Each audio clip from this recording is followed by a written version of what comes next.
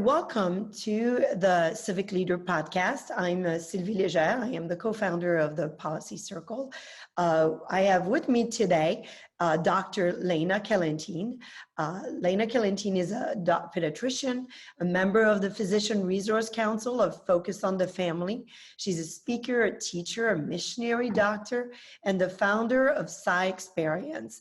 Her work as an author includes the book series God's Wondrous Machine and a hands-on curriculum for children showcasing the human body. You can follow Dr. Callentine on Sciexperience.com.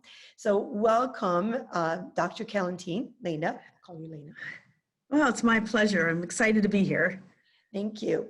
So the goal of this podcast today is really to bring an audio version of the healthcare brief for the Policy Circle. The Policy Circle is a framework for real conversations. The conversations are based on a Policy Circle brief. This one is about healthcare. What we're going to do is we'll be reading different sections of the brief, and we will be discussing each of the section as well. So let's start.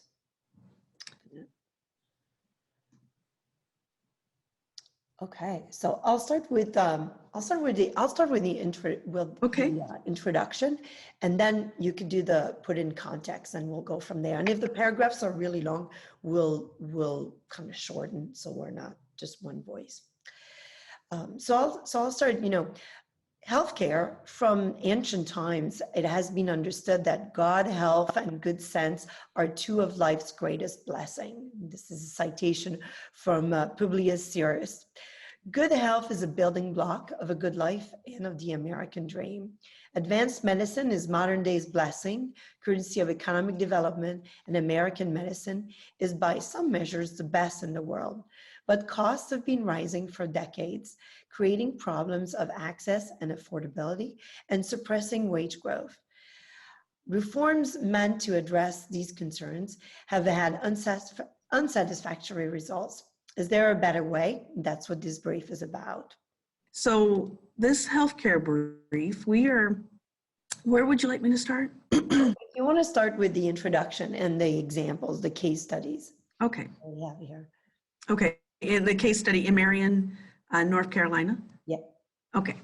Starting with the first case study. In Marion, North Carolina, the Buchanan family decided to go without health insurance for the first time in their lives, rather than pay $1,800 per month. Although their income puts them in the top fifth of households, their insurance premium was 3 times the price of their mortgage. In addition, their high deductible meant having and using their health care coverage would cost over $30,000 annually. Instead, they now pay about $200 per month for a membership in a local doctor's practice that allows them unlimited office visits and discounts on medications and lab testing.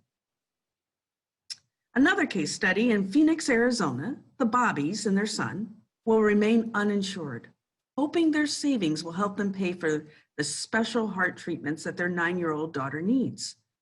Their daughter qualified for Arizona's Medicaid program, but the family was later told that they made too much money to get the low-cost state coverage.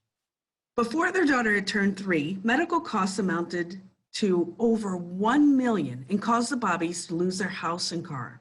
When coverage through the Affordable Care Act became available to them in 2014, the Bobbies were able to buy a policy for Sophia that cost just over $200 per month.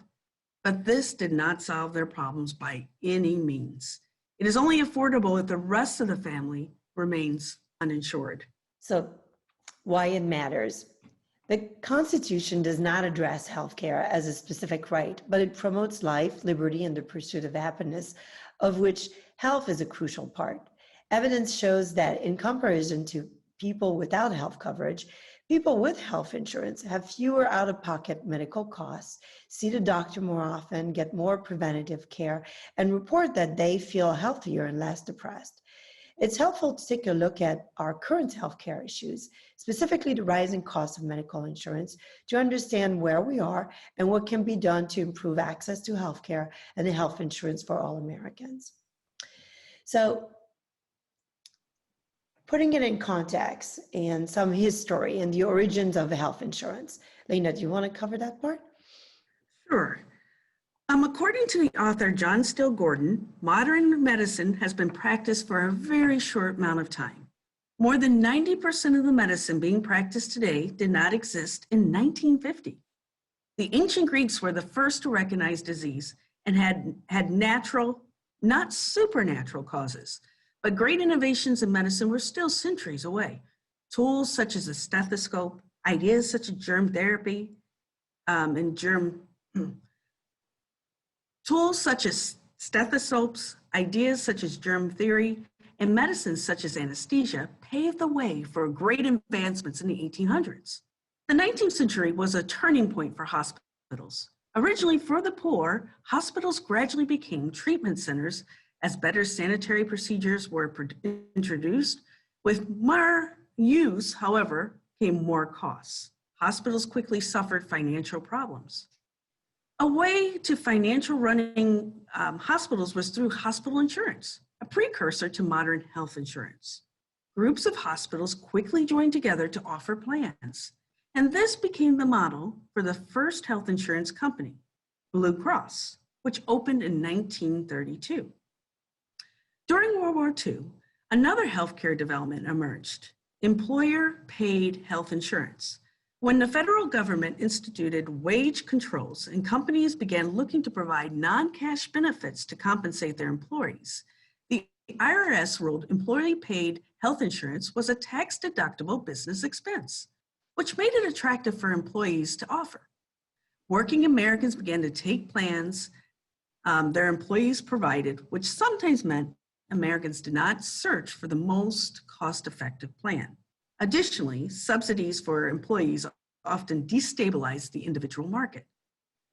Government became involved in healthcare during the 1960s, when President Johnson signed the bill that led to the introduction of Medicare and Medicaid. These programs were structured in much the same way as Blue Cross. But since the government was making the payments, healthcare providers were pleased because even more people could afford medical care. This also gave state governments the ability to influence policy decisions at hospitals, and many of which were political rather than economic. The highly controversial 2010 Affordable Care Act, also known as the ACA or Obamacare, resulted in even greater government involvement in the healthcare system. The ACA allowed millions of Americans to purchase healthcare insurance via new government exchanges to attain coverage through Medicaid. Through the act, the government also introduced subsidies for people with annual incomes below 400% of the poverty line to offset the costs of insurance premiums for plans available in the state exchanges. All of these developments in healthcare came with a price tag. In 1930, Americans spent $2.8 billion on healthcare, approximately $23 per person, and 3.5% of the GDP. In 2018, the figure was $3.6 trillion, $11,172 per person, 17.7% of the GDP. Adjusted for inflation per capita, medical costs in the US are now 30 times higher than they were 90 years ago. Okay, and you can see this timeline from PBS for more hysteria on the US healthcare system. So, so do you have some thoughts or comments around this section on the history of healthcare? Oh, wow. As a doc, it's overwhelming. You know, when I went into medicine, and even still, my mentality is to serve others and to help maintain people's health and to care for them. And as a physician, seeing the type of money that's being exchanged is just overwhelming. And especially with the patients that I'm caring for, even through the Affordable Care Act, they still can't afford insurance. The premiums and everything is way too high. So it it sounds on paper that this has provided accessibility, but there's so many holes in our healthcare system. Yeah. Well, let's continue reading. And this part is about where do Americans get insurance? For the most part, the US has a third-party payer system, meaning health insurance plans, third parties reimburse doctors for the cost of services provided to patients. There are both public and private programs available to Americans. So the public system. Medicaid includes coverage by Medicaid, medical assistance, and Children's Health Insurance Plan, CHIP. Medicaid is a state-run program jointly financed by state and federal funds that serves lower-income U.S. residents. CHIP is similar to Medicaid in structure, but is specifically for children. And then Medicare includes coverage by Medicare and Medicare Advantage and is the largest federal healthcare program that serves almost 60 million elderly and disabled people in the U.S. And there are 4 parts to Medicare. There's a Part A, hospital, pays for your care in a hospital, skilled nursing facility, nursing home, as long as it's not just custodial care, hospice, and certain types of home health services. Part B is medical. It covers medically necessary services or supplies needed to diagnose and treat a medical condition. It also covers preventative services for illnesses such as the flu, including inpatient, outpatient physician services, and some limited outpatient prescription drugs. Part C, Medicare Advantage, also known as MA plans, is sold by private companies. MA plans come in 2 varieties. There's HMO and PPO plans, and they take place of the Medicare Part A and B, and often Part D coverage. Many offer extra, such as vision, dental, hearing aids, wellness services. Part D is prescription drugs, and it provides prescription drugs from a list called formulary, and each Medicare prescription drug plan has its own list. And most plans place drugs into different tiers, with each tier having a different cost. Other public insurance sources include coverage for military service members and coverage from the Veteran Administrations, the VA. In the private sector, employer-paid insurance includes coverage through a current or former employer or union. As a policyholder or dependent, in 1943, the IRS ruled that employees do not have to pay taxes on group health insurance premiums paid on their behalf by their corporate employers. This tax exclusion meant that the value of the healthcare benefit to the employee was greater than if the company offered the employee the same amount of cash, which would have been taxable. Thus, more and more employers began offering health insurance plan as part of an attractive compensation package for their employees. For individuals whose employers do not offer insurance or are self-employed, there is also the option to purchase private insurance. Non-group insurance includes coverage by policies purchased directly from a private insurance company. Approximately 49% of Americans get their health insurance through their employers, and as of 2019, and that's according to the healthcare nonprofit, the Kaiser Family Foundation. So maybe you have some additional thoughts around insurance? Yes, there's another option that we have in the U.S., but though it's not considered insurance, traditional insurance, there's these health savings or these health sharing plans. So basically, provided you're in excellent health, they are hard to get to be a part of it. You have to go through a physical and screening, whether you'll be allowed to be on the panel. And you across the country with other families share health needs. So basically, every family has to put a certain amount of money in the pool based on their income.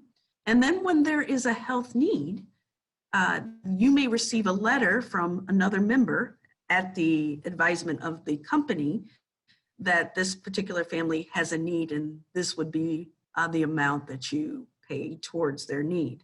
It's a really neat idea where corporately people are sharing in the burden of each other's needs. And I know quite a few people that are on that, and they really do appreciate it. So it's not just a check that's being cut for families. They may actually have another family that's reaching out, praying for their needs, and telling them, hey, we sent our check and know that we're thinking of you. So it's a very unique program, though you do, in order to enroll in it, you have to be in great health and have no pre-existing conditions. But it is an option for some people. Yeah, that's really that's fascinating. Yeah, and it connects people, and it's a national level, so it's not Yes, just state, exactly. not limited to the state. Oh, that's really interesting. It really is something that we'll add, we'll include in the brief. Mhm. So the role of government. So Lainna, do you want to take that section? Sure. So federal and state government is currently deeply involved in healthcare. Its spending, regulations, and its tax code all play a large role in structuring the current market. Much of government involvement in the healthcare system comes from the Department of Health and Human Services, the HSS, which includes agencies such as the Centers for Medicare and Medicaid Services, the CMS, the Center for Disease Control and Prevention, the CDC, the Food and Drug Administration, the FDA, and the National Institutes of Health, the NIH. At the state level in particular, states provide health insurance coverage for their respective state employees. In terms of the ACA markets, 23 states have at least some control over the exchanges, with either state-based, federally supported, or partnership exchanges. Of the $3.5 trillion spent on healthcare in 2017, the US government contributed about $1.5 trillion, mainly through Medicare, Medicaid, the Children's Health Insurance Program, CHIP.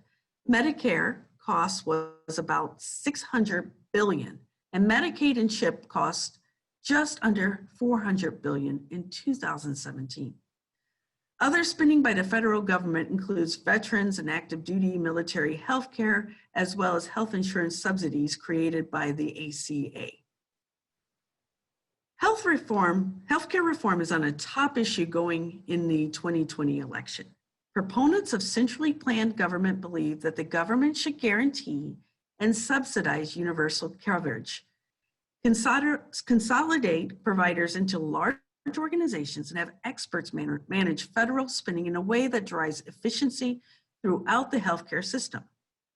Calls for Medicare for all, which would involve complete or majority control of the healthcare system by the government, have been making headlines in recent years. See more on Medicare for all this below.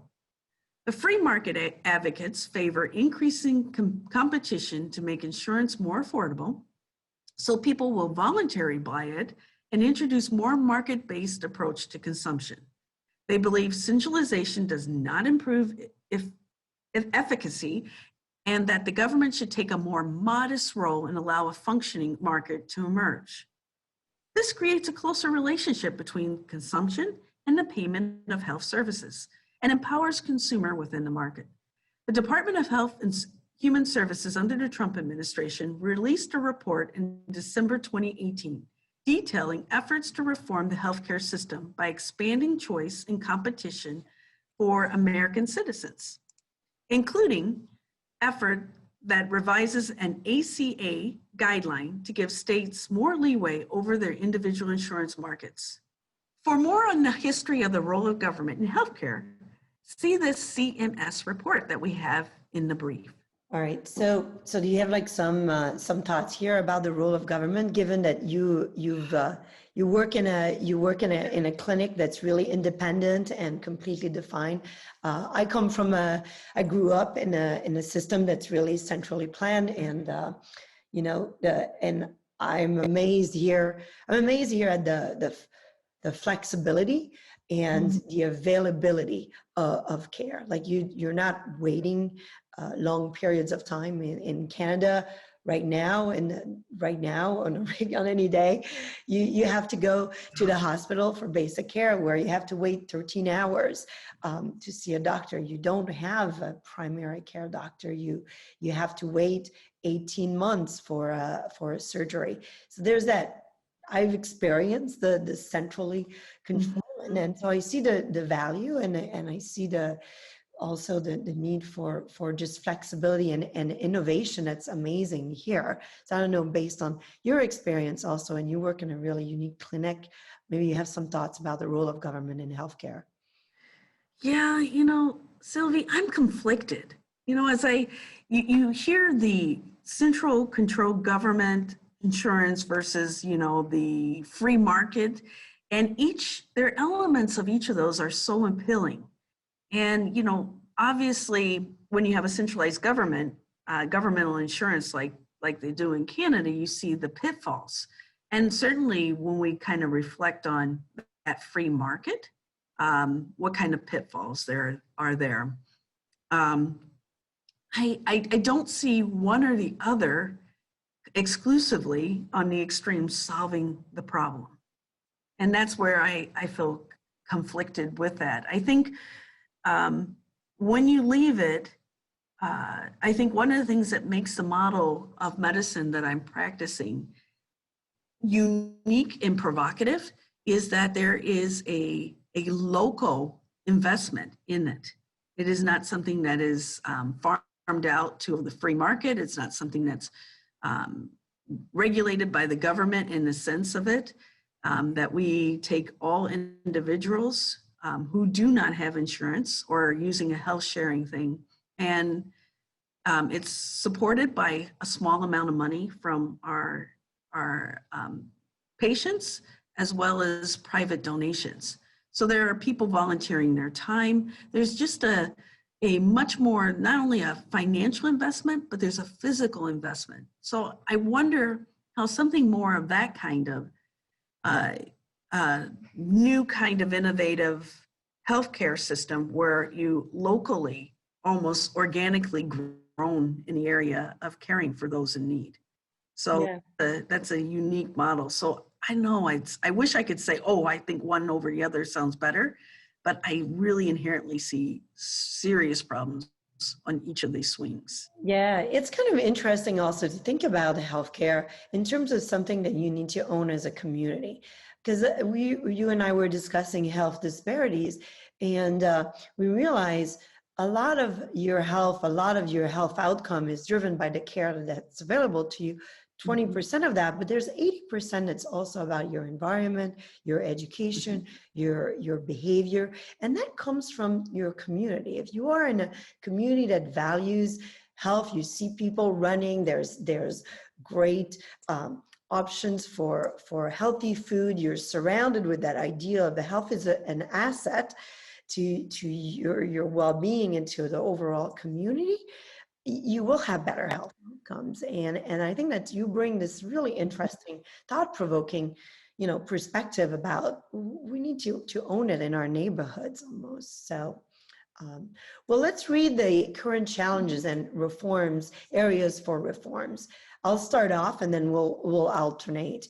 So a frequently cited statistic is that the US spends significantly more on healthcare than other developed countries, but does not report much better health outcomes in areas such as infant mortality and life expectancy. These statistics, however, need to be understood in the context to truly grasp the challenges the US healthcare system faces and how to best fix them. For example, Sally Pipes, she's with the Pacific Research Institute, points out different countries have different definitions of infant mortality. And America's seemingly poor performance is largely attributable to lifestyle and social factors, not the quality of the institutions that make up its healthcare system. Author John Steele Gordon explained that the US healthcare system was originally designed around temporary treatment in hospitals. Today, however, the serious, long-term, expensive to control illness is the new normal. The design of the healthcare system has not changed to meet this new challenge of managing chronic disease, which leaves room for improvement. And the current barriers to health services in the US include high costs, lack of coverage, and an uneven distribution of services. So there's a graph here that kind of shares the health consumption expenditures per capita in US dollars in 2017. And the United States is at $10,224 per capita. And if you compare to another country like the lowest, the United Kingdom, is at 4,246. So that's a big difference. Big difference here. So Lainna, do you want to talk about the cost? Sure. In 2018, the US spent almost 18% of its GDP on healthcare. Costs also vary widely within the US. An MRI in the lower back costs about $140 at an imaging center in Louisiana, but cost over $7,600 at a center in California. Some experts speculate price differences result from differences in demand for healthcare services or supply of providers, provider and insurer market power, and even health characteristics of the populations. You can compare healthcare prices and use levels across the country with the Health Cost Institute's interactive Healthy Marketplace Index. That would be really interesting as you kind of look through healthcare expenditures across the country. Yeah.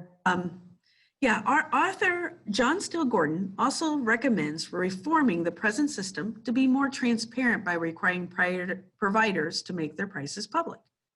Once prices are known and can be compared, competition will immediately drive prices toward the low end, he says. Posting prices will also force hospitals to become more efficient and innovative in order to stay competitive.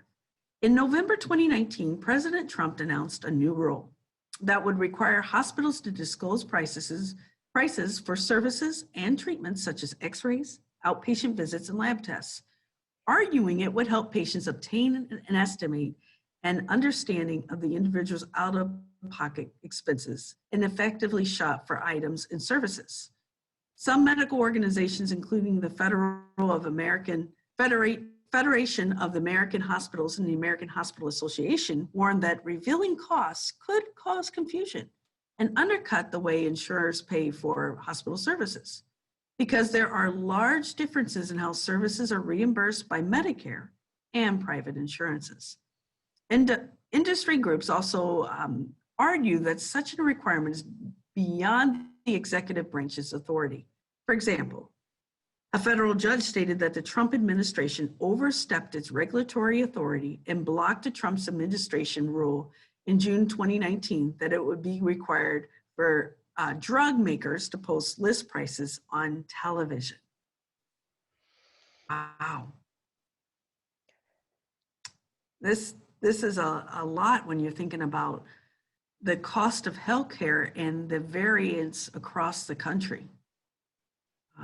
I also, with looking at the variances of cost, I also wonder what is if any, differences in quality. It's really interesting, this difference in cost and I think the idea also is knowing in advance what is going to be the cost of a procedure, right? Which would be, you really have to ask that question. It's not necessarily given to you right away, or you have to really be able to take that into consideration when deciding on healthcare. I've got a question for you, Sylvie. Have you ever seen their healthcare expenses on the internet? When it says you can shop around, the only time I've seen, in rare cases, that it's posted on the walls of the clinic. Are you really going to walk into a clinic and check their costs and walk out and try to go find something else? Right. It's not part of the behavior right now, right? And I think that's kind of part of the problem. And even for like employer-based health insurance, this management of healthcare cost of all these codes and the administrative burden on doctors is so huge. And sometimes cost accounting is really hard. And when it comes to even the delivery of care or consultation, how do you price that out individually, and how do you piecemeal it? It's really challenging. It is. It would change the behavior. Well, the other thing is it's become its whole own field is coding. There are people who go to school to learn how to medically code. So after a healthcare visit, there are codes that are put in to allow for billing. And if it's not coded right, or the minutia that's done there, you could be denied, a doctor or facility can be denied payment from the insurance with the coding. And we kind of laugh as physicians because some of the codings are so crazy, like a code for being gored by a rhinoceros or something like that. I mean, it's down to that kind of weird kind of situations of coding and diagnosing. So it is a whole game in itself when you're looking at medical coding in order for. That's really good. That's a really interesting point. I mean, the cost, managing the cost, I think that would be something, and to really try to understand how it could be done better, easier, simpler. I mean, with I don't know, with the technology that we have today, it should be patient centric, right? Instead of hospital centric, it should be, how do you make the cost so that it's understandable by patients so they can make decisions and they fully understand the levels of care that they are getting, so that you take ownership also of your medical care. Exactly. It makes a big difference if you know at the end of the day how much it's going to cost. I'll read the part on prescription drugs. In 2017, the government, consumers, and insurers spent $333 billion on prescription drugs. Insurance plans handle negotiations for drug pricing in the US, but this does little to lower the cost. Some of these drugs, like intravenous solutions, are used by hospitals and have been identified by the FDA to be in short supply, which greatly affects prices. Between 2008 and 2016, costs for generic oral prescription drugs rose almost 10% annually, and injectable drug prices rose over 15% annually. The House and Senate have both prepared bills that would address drug pricing, specifically in Medicare and Medicaid. It's important to remember that while the U.S. high drug pricing is an issue that garners a lot of attention, it's also a contributing factor to U.S. scientific innovation. One study found about $2.5 billion in revenue is required to support the invention of new chemical entity. Additionally, the U.S. has more clinical trials than anywhere else in the world, accounting for almost half of the world's total. So there's two little call-out boxes here. One JAMA internal medicine study found that 25% of diabetes patients do not take their prescribed number of insulin doses. Instead, patients ration due to cost. Between 2007 and 2017, U.S. wholesale prices of generic insulins tripled, and insulin can cost $300 in the U.S., and the same vials can cost only $30 in Canada. And I think this was a recent change in the administration to kind of allow import of medicine from Canada, so it could be lower costs. So there's a video here on how drug prices work that's published by the Wall Street Journal. So I think it's an interesting point about innovation. Most of the innovation in drugs do come from the U.S. and also the U.S. has, as it says here, really stringent trial tests. So some drugs get approved earlier in some countries, and others are here. The U.S. also has that free to try policy that has been recently allowed, where patients are really in control of the medicine that they want to try to cure their illness. That's really unique in the world. Everywhere else, you do not have a choice of medicine, and you certainly do not have a lot of choice of the medicine that's available to you, and even the ability to try anything. You don't have that anywhere else. So I don't know if you have some thoughts. It's complicated. You know, you have the consumer side, what it costs for a patient to get their medication, but then you have the pharmaceutical side and the whole thing with drug patents. There's this research that has to go into developing a new drug. And once they get the patent, the drug company only has so many more years to make money on that patent before that drug becomes generic. So there are many drugs right now that are generic that used to be under patent, and their prices have come down. So there's a whole game with even that kind of thing. And I'm really excited that, a few years ago, I can't remember exactly the year here in the US, maybe it was about 5 or 6 years ago, they came up with like free medications or medications that have low costs are $4. They are common prescription medications. Not all drugs are available that way, but that has been one way that I've been able to cut costs for some of my patients in prescribing medications that for their disease state that may fit into that category. The other thing that we have found and discovered, again, when we have patients that are insured, these drug costs are astronomical. So there are a little known that most drug companies have a special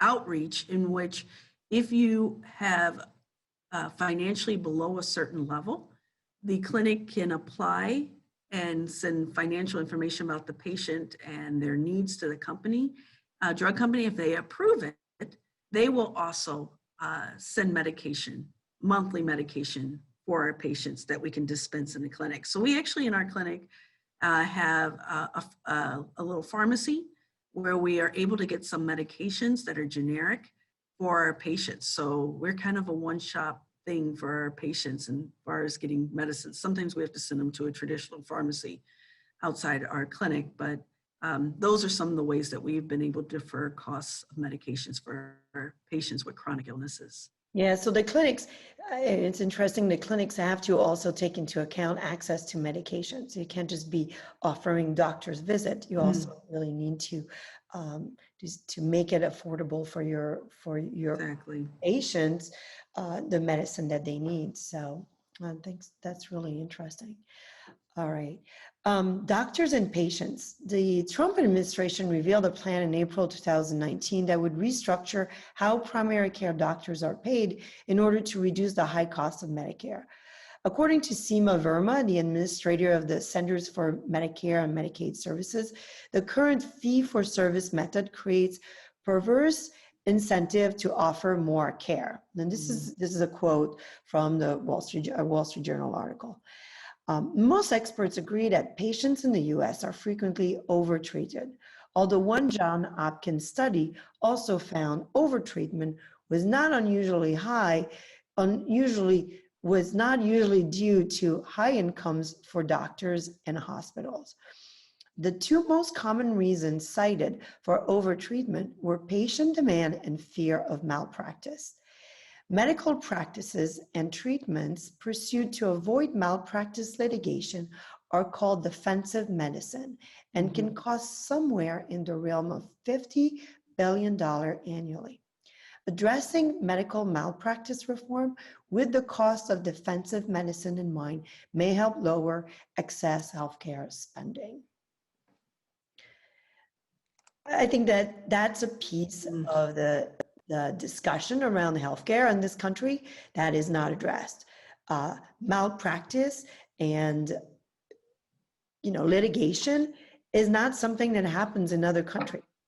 It is not something, you cannot sue a doctor, you cannot, you don't have legal recourse towards malpractice in other countries, the way that you do in very individual level.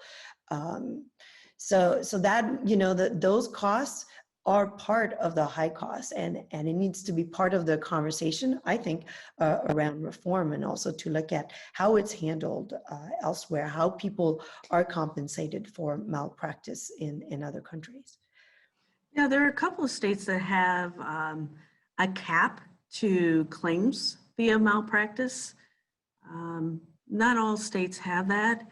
I think one of the things that's interesting about this whole thing as far as defensive medicine,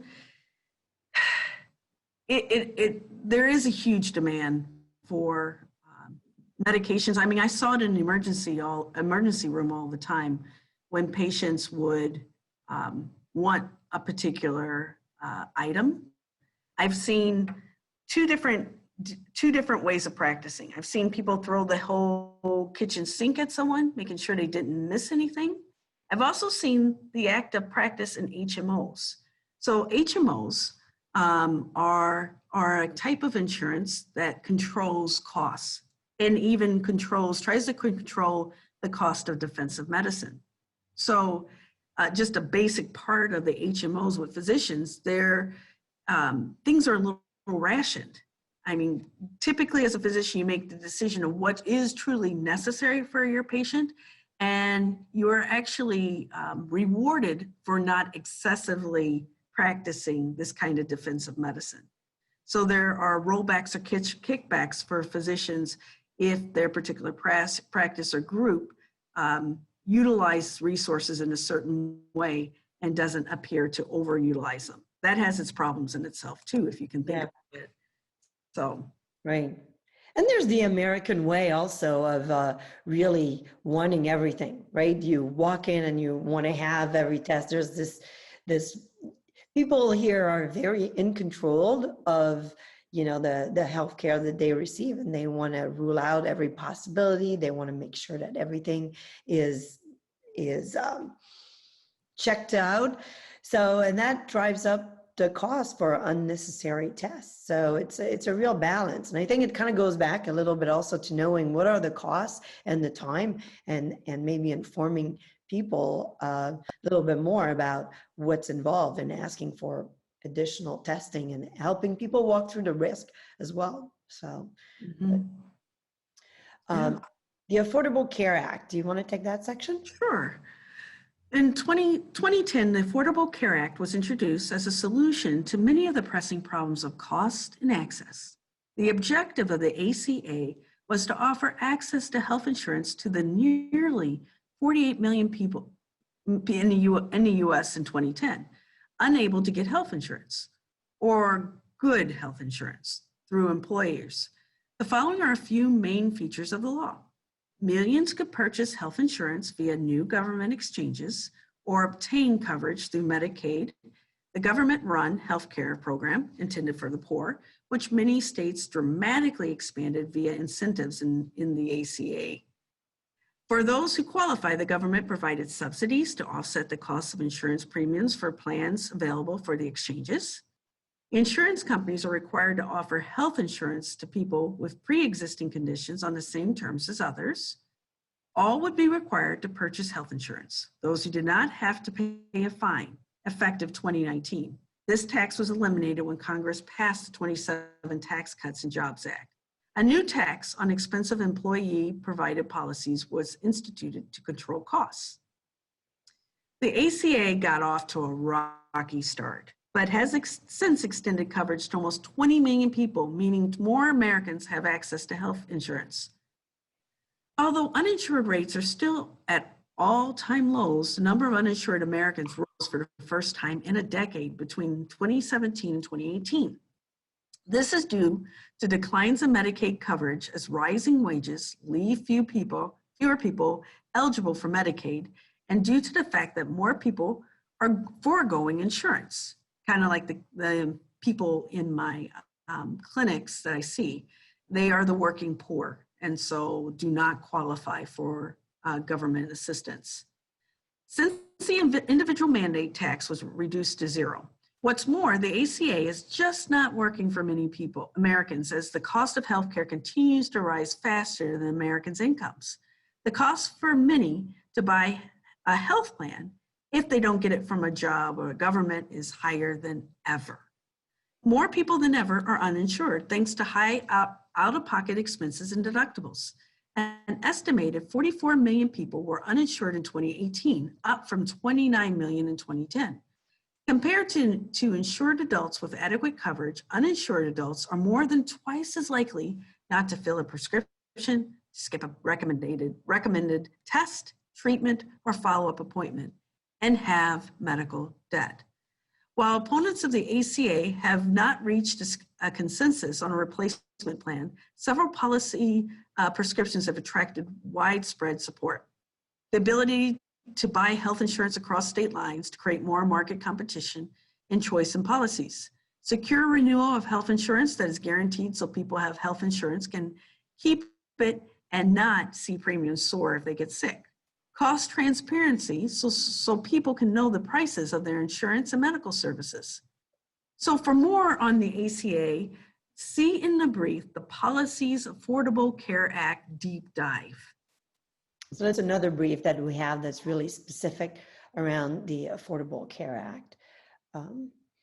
So do you have like some experience with the ACA and some thoughts here, Lainna? Yeah, there it was. I remember when that was coming through, Sylvie. Do you remember when it was, when Obamacare and ACA was coming through, that the guarantee that if you like your insurance, you get to keep your insurance. And those who were uninsured were the ones that would most benefit from this. But there were some unintended consequences of the Obamacare. One of the things I noticed, my husband's an engineer. We have great private insurance through his company. It's awesome. But our insurance did change because of the Obamacare and the regulations. The cost of providing insurance went up much higher for those on the private insurance markets and the employers. So the premiums went up, the deductibles went up, and they dropped certain types of high cost insurance to find alternative insurances that offered really us less coverage and less flexibility. That was one of the things I noticed. Even though we stayed insured, we never didn't have insurance.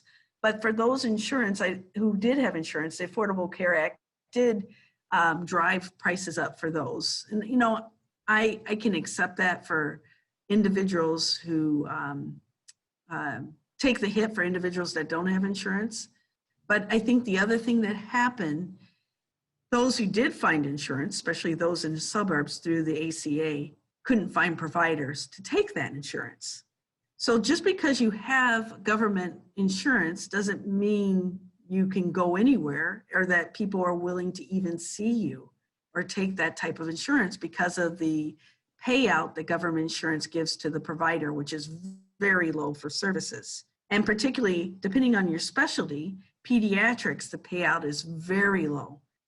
Since pediatricians typically don't do a lot of procedures where they can bill higher numbers, and in our healthcare system, there is less reimbursement for well care than is for sick care.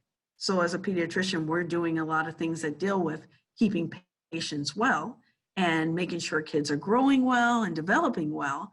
And those types of encounters are lowly compensated. So it may make it more difficult for people on these exchanges to even find a provider or a place to go. So you got insurance, but you got nowhere to go.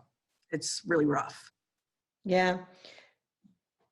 I mean, that is always the dilemma around the world, right? The availability of practitioners and healthcare. It's the same everywhere in the UK and Canada and France.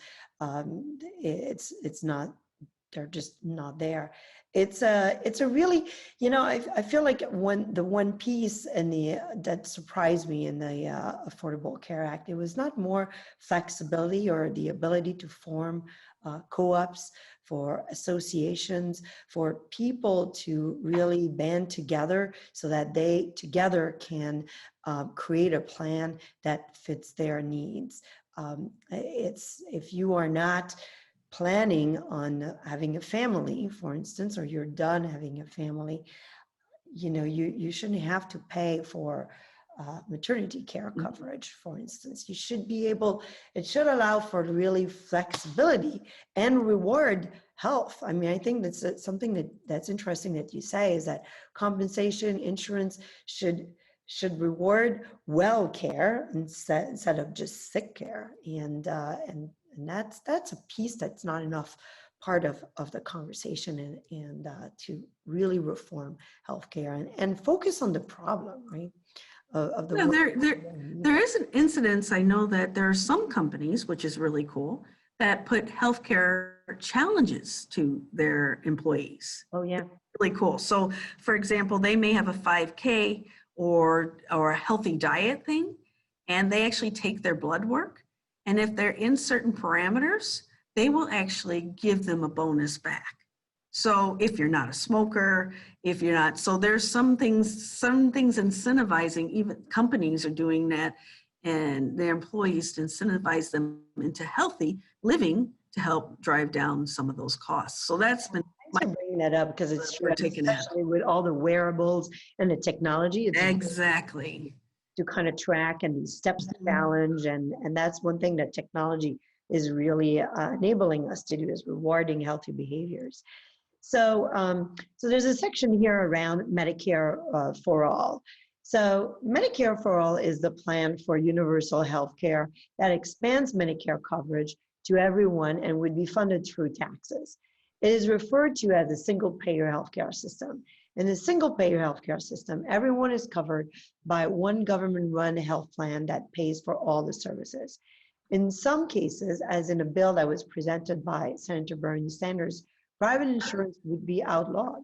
Other ideas involve giving more people access to government-funded healthcare by lowering the eligibility age for Medicare, or offering a public option through Medicare or Medicaid buy-in.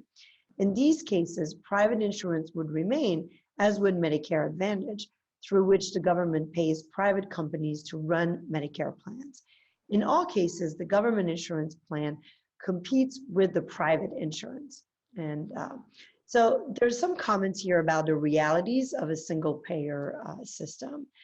So one thing here is the cost. So the most widely cited Medicare for all plan is Senator Sanders' bill.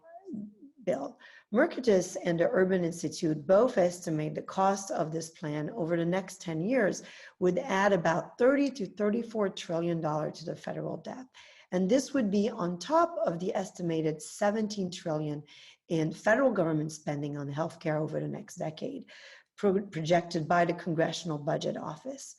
Federal government spending on healthcare makes up about 28% of all healthcare spending, amounting to just over $1 trillion annually today.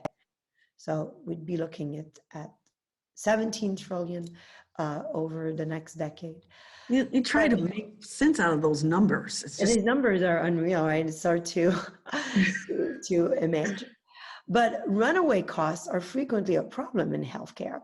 So Sally Pipes of the Pacific Research Institute notes in her book, False Promise, The Disastrous Reality of Medicare for All, when Medicare added dialysis coverage in 1972, the actual cost ended up being more than twice the estimated amount of $209 million. And that was only for one small piece of coverage. Additionally, Medicare made almost $50 billion worth of improper payments in both 2018 and 2019. This means the single-payer system may cost much more than the projections estimate, which means more taxes will be needed to fund the system. There's a RAND Corporation estimates a single-payer plan in New York would require about $140 billion in new state tax revenue, approximately double what New York currently collects in taxes. So there's a Washington Post fast checker that takes a closer look at the cost of single-payer system. So there's a video here that explains what it is. So that's a big consideration. And the other one is the quality of care. So Lainna, do you want to cover that? in a healthcare system, there are limited numbers of doctors, hospitals, services, and amenities, from treatments to testing to hospital beds. But there is potentially unlimited demand from patients. This will inevitably lead to longer wait times. In her analysis of the UK's and Canada's single-payer systems, Sally Pipes, a Canadian, found the quality of care available in these countries is very different than in the US. For example, average wait times in Canada for a CT scan are 4 to 5 weeks, mainly because there are fewer than 20 machines for every million people. For an MRI, of which there are about 10 per million people, waiting times are 10 to 11 weeks. Between hospitals and outpatient care facilities, the US has 44 CT scans per million people and almost 40 MRI machines per million. In the fall of 2019, only 74.5% of patients seeking care in accident and emergency, A&E, units in the UK were seen within 4 hours, marking the lowest percentage since the target of 95% was set in 2004. In the US, average emergency department waiting times is 1.5 hours. For non-emergency treatment, as of June 19, over 4 million people across UK were waiting due to lack of available hospital beds and available staff. Meanwhile, the UK's National Health System doctors and nurses work an average of 3 to 4 hours of unpaid overtime per week. This doesn't even begin to touch on the procedures and the prescription drugs that are not offered by other countries and health systems. For example, in countries such as Canada, Germany, and Japan, governments engage in negotiations with drug manufacturers to keep prices low. But Sally Pipes notes that this also means that the health systems choose to limit the drugs they offer because they're too expensive to begin with. In the US, consumers spend about 3 times as much on drugs as European consumers do. But much of this spending is because American patients have more access to newer and more expensive treatment options. Additionally, that spending contributes to innovation and research that leads to widespread development of procedures and prescription drugs and explains the US's low mortality rates for breast, colorectal, and cervical cancers in comparison to other countries. While average prices for medical procedures, hospital costs per day, prescription drugs are higher in the US than elsewhere, patients in the US actually have greater, easier, and faster access to these treatments, options, and services. Sally Pipes outlines how these services can be improved through other means. For example, short-term health insurance plans and health savings accounts are options that could allow people to get coverage that fits their specific health and budgetary needs. On the supply side, expanding licensing, reciprocal, so professionals can practice around the country without needing to seek state-specific license can ensure there is no shortage of physicians in the US. Wow, there's a lot there. There's a lot there. So her book, I read her book.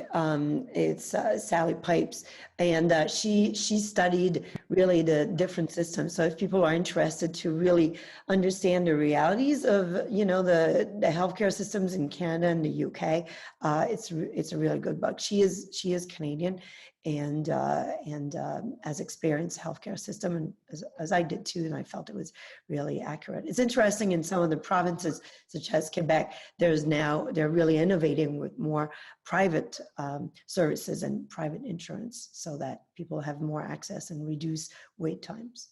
Yeah, there were two things in that little section. One was the average emergency department waiting time. Prior to me going into missionary medicine, I worked at one of the busiest emergency rooms in Illinois. And our wait times could be 1.5 hours less, or could go up to 14, 15 hours or so, depending on bed status and time of year. During the cold and flu season, ER rates and waiting times go up tremendously. So part of the things that we do in the ERs, we have something called fast track. If someone's got a kind of routine issue, really not emergency, quick, needs 3 stitches, or has a cold but clinically stable, we'll throw them in fast track so we can move them in and out quicker. Those that need to see more comprehensively, we wait with times. And one of the things that's interesting, competitive, that started a couple of years ago, was that you can see on some billboards where they have emergency room and they will post their wait times. Oh yeah. As a competition, you say, oh, come to Edwards Hospital and our wait time today is right now is 30 minutes. So that was a competitive thing. I don't know how that works, because if I have an emergency, I'm really not caring about wait times. And if I do care about wait times as a physician and I'm like say I'm a patient, then I probably shouldn't go to the ER. But, that's just my clinical. It's interesting. I think this is where also technology is a real disruptor here, because I know like some apps allow you to see what is the wait time. So you can put in your name and not show up until your name comes up or it's closer to time. And that triage can almost be done electronically. Yeah. So again, you can have better service. And I think this is where what is so unique in the US is this constant innovation and desire to solve problems and make it better for customers, for patients. So Yeah, and I think just one more thing about that one that would be so helpful as a physician is in the last sentence of that section about licensing. One of the things is, in order to be licensed, your license is only good in the state that you practice. And then if you want to practice in additional states, you have to kind of gather additional license. So there's this whole protocol, there's paying for a new license and things like that. So with telemedicine, you may be going across state lines or things like that. It is very cumbersome. So to me as a physician, it'd be great if there was some reciprocal nature to my license that would cross over state lines so I wouldn't have to worry so much about it. I don't know why we don't have that, honestly, besides control, because the standard of care is the same in Illinois as it is in California for all states. So I'm not sure there's no difference. Yeah, this is all it kind of goes along also with all the occupational licensing to allow reciprocity between the states and so that professionals can really travel. I think it is a big issue. That's another piece of the whole healthcare system discussion that needs to be at the forefront. And also, like you said, with telehealth and COVID and wanting to prevent the spread of the disease, something that really has changed and expanded and it will become permanent. So I'll read the part about employer-based and private insurance. The tax exclusion that gave employers the incentive to offer employees health insurance has created a number of problems over the past 60 years.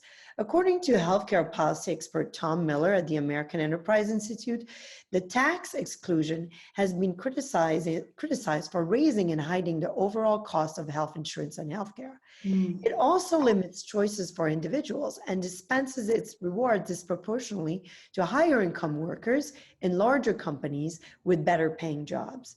This is mainly because large companies have the most leverage when negotiating with insurance companies.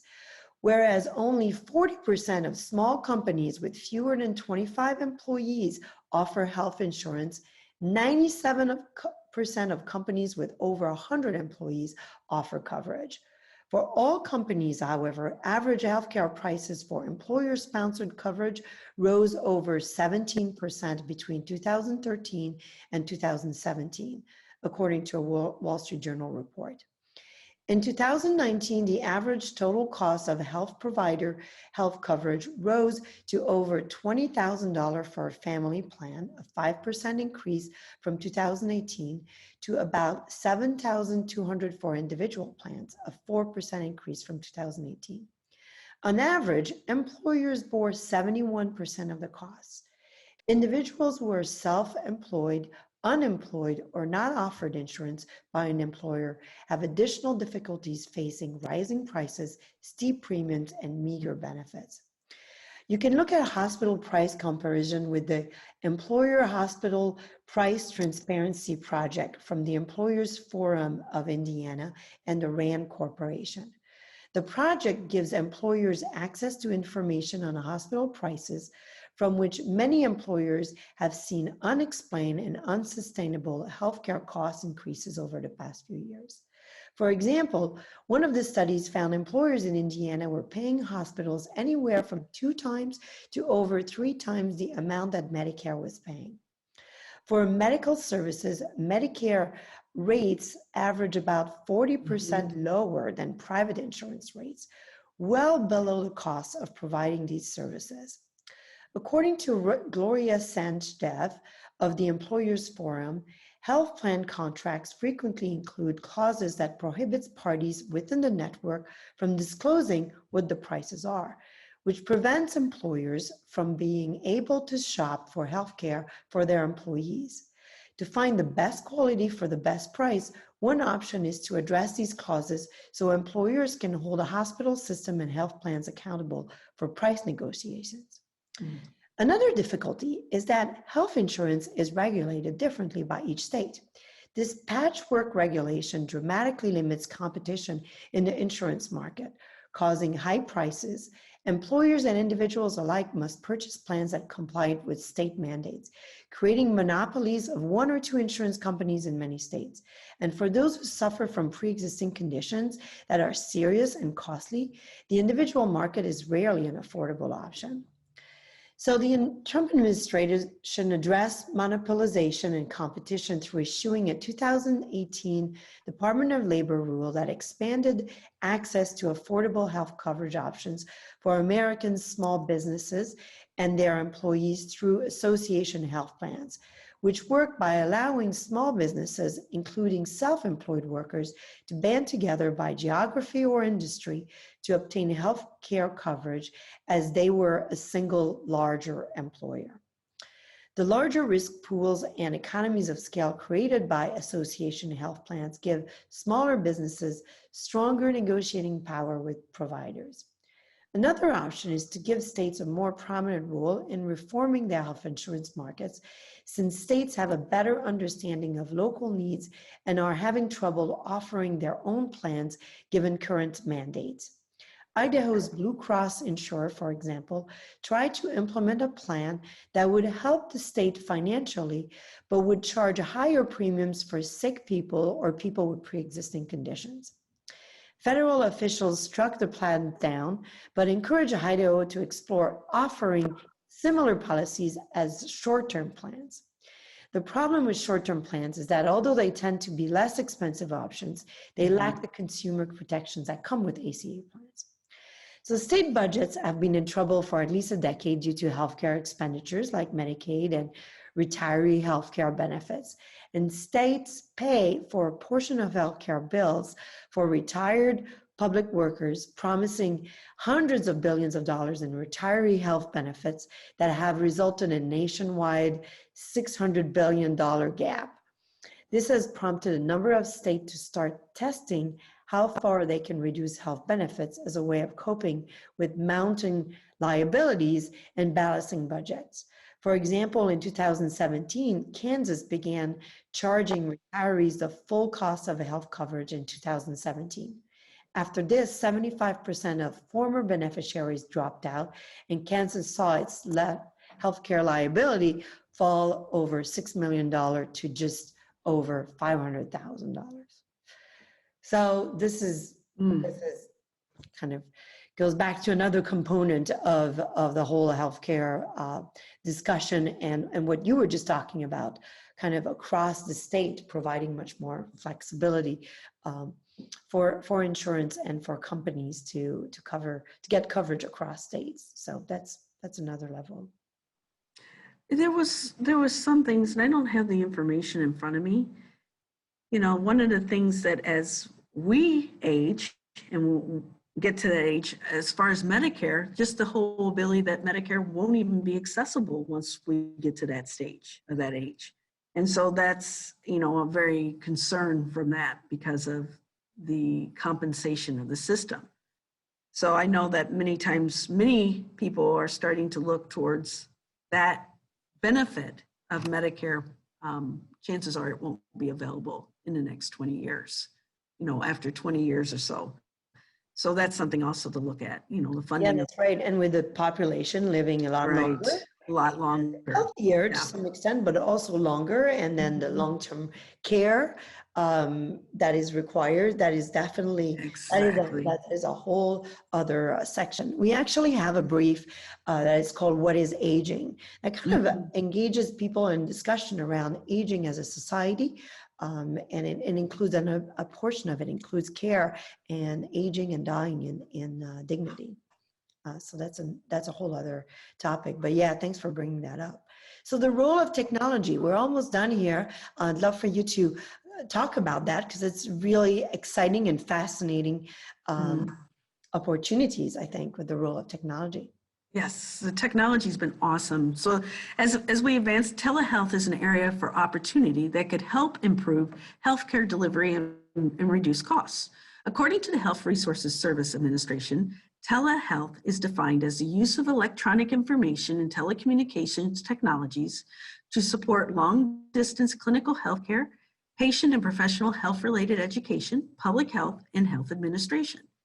Technologies include video conferencing, the internet, store and forward, imaging, streaming media, and terrestrial and wireless communications.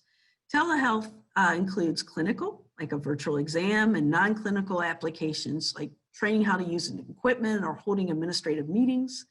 Seema Verma has noted key ways that telehealth is changing the very face of healthcare. Telehealth innovations could help usher in a new world of healthcare that is embraced by patients and providers, that identifies new avenues of care delivery, and that improves the value of care by increasing its quality while lowering its costs. Telehealth can be a long-term solution that allows patients to more quickly and easily access the systems of specialists within the imposition of travel. For example, Amazon's Alexa can track blood glucose levels, decrease symptoms, access post-surgical care instructions, monitor home prescription deliveries, and make sure same-day appointments at the nearest urgent care center. The Apple Heart Study, a combined effort between Apple and Stanford University, uses data from Apple Watches to improve technology detecting irregular heart conditions. Developments in telehealth could also reduce the burden on doctors, nurses, and medical practitioners, who often complain that entering medical information into electronic health records is currently time-consuming and takes away from interactions with patients. Another example of digitization in practice is in Australia's health system's remote care coordination for type 2 diabetes patients, which saw a drop in patients' blood glucose levels by a full percentage point when managed remotely compared to only seeing a traditional doctor. Additionally, the annual cost per individual dropped by $900. Digital and pharmaceutical technologies can move most chronic care from centralized hospitals, surgery centers, and clinics into patients' homes, turning healthcare from a high-cost destination to a low-cost delivery system, focused on value and empowering patients. You can read more about about telehealth in the Policy Circle's Digital Landscape Brief. So have you seen, what are your thoughts on technology as a healthcare provider? It is exploding. I know, in times of adversity, there are things that come out that are positive. So obviously, there was telehealth going on before COVID. Like, for example, where my sons go to school in a remote area in Missouri, telehealth has been greatly depended on in clinics. Now, the average person has access to telehealth because of COVID. So we're keeping people out of clinics, trying to keep them healthy and understanding the risks of bringing someone into a clinic and evaluating them via telehealth. And what's cool is just last week, my siblings, the 6 of us live across the country. And as my parents are aging, my parents are under care at a hospital on the East Coast, we were able to Zoom in and all be online and discuss the care and options for my parents with the physician through a telehealth appointment. And it helped for continuity as a family. It also helped for continuity for my parents. I see that I know that some people want that ability to touch and be physically present, and I think that that's still there, but this offers a great amount of access to care. And I'm really excited about that. And I think COVID has helped drive this a lot faster in this Yeah, country. and drive the deregulations to allow it and to allow across Yes. the states. And I think it will drive what we were just talking about earlier about licensing to not be required as a state-specific licensing. I think the other piece also that's not discussed here is the Internet of Things, where medical devices such as inhalers have sensors and can track whether or not you are taking your prescriptions, your inhalers, as prescribed, and give that feedback back to your doctor, and really ensure that people are following their prescriptions. So the possibilities are incredible, and I think that it will increase the availability, the accuracy, of care, and just the availability. It will just make it available. Specialized care will be available to more people. So thank you so much. I'd like to just kind of cover here the conclusion of this brief, and thank you so much for taking the time to read it with me. You know, in conclusion, healthcare reform is one of the most contested issues in U.S. politics. The costs are high, access is limited, current laws and mandates do not work for everyone. Reform is inevitable and will affect all Americans. It's important for lawmakers, businesses, employers, individual citizens to be aware of the current state of healthcare and the reforms under consideration to come up with the best solutions for Americans.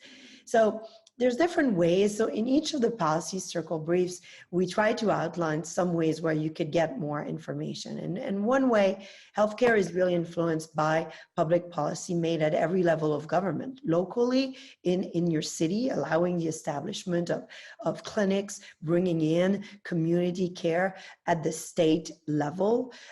In terms of licensing, like we talked about, malpractice insurance, different level, and also at the national level. So it's important to research your elected representative's position on healthcare and law and his or her vision for how to tackle healthcare challenges facing Americans at large and your community specifically. So you can start by searching on your state or municipality website for local Department of Health using keywords such as healthcare, Department of Health. And you can also search for healthcare on ballotpedia.com, which also shows what may be on your ballot and what your representative, what's their views or how they voted on healthcare bills. And at the national level, there's a tool called GovTrack that tracks bills in the House and the Senate. It's worthwhile to make your voice heard, to learn to write to your representative, set up meeting with the legislator, write a letter to the editor. And on the policy circle, we do have some templates there. And also there's a site where you can find information, contact information for federal, state, and local government officials. So we invite you to really discuss this brief in your policy circle. That's what Leader does. Take ownership of an issue that you care about. Invite others in the conversation, because we can all learn from each other, learn from our experiences. And that's the purpose of this brief. It's easy to facilitate a discussion. There's a discussion guide with it. And it could really enrich your perspective, your views, and making you part of the solution. So Dr. Callentine, thank you so much for taking your precious time to review this brief with me today, and we will be sharing it on the Civic Leader podcast. If you'd like to start a policy circle, I invite you to visit thepolicycircle.org and learn more about the organization, how you can be a convener, how you can be a civic leader. So thank you.